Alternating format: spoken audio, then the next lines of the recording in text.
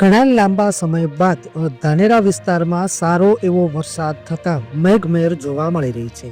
ધાનેરાની rail નદી સહિત અનેક સ્થાનિક વહેણોમાં પાણી શરૂ થયા છે. ત્યારે આજે અમે તમને બતાવવા જઈ રહ્યા છીએ ધાનેરા રેલ નદી સહિત અનેક સ્થાનિક વહેણોના અવકાશી દ્રશ્યો.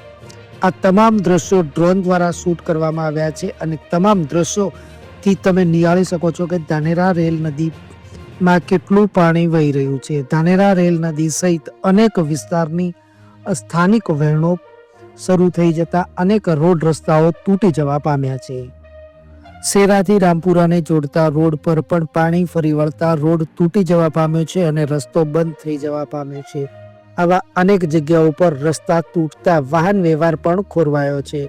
તો બીજી તરફ ધાનેરાની રેલ નદી પર પણ પાણીને નિહાળવા માટે મોટી સંખ્યામાં લોકો ઉમટી પડ્યા છે. ત્યારે કોઈ અણબનાવ ન બને તે માટે પોલીસ તંત્ર પણ જાગૃત જોવા મળી રહ્યું છે. વહેલી સવારથી લઈ પોલીસ તંત્ર પણ એક્શન મોડમાં જોવા મળી રહ્યું છે.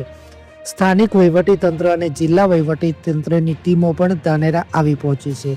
બનાસકાંઠા જિલ્લા કલેક્ટર સહિત ઉચ્ચ અધિકારીઓએ ધાનેરાની તેમજ રેલ નદીની મુલાકાત લીધી છે. અત્યાર સુધી જાનહાનિના કોઈ જ સમાચાર સામે આવ્યા નથી.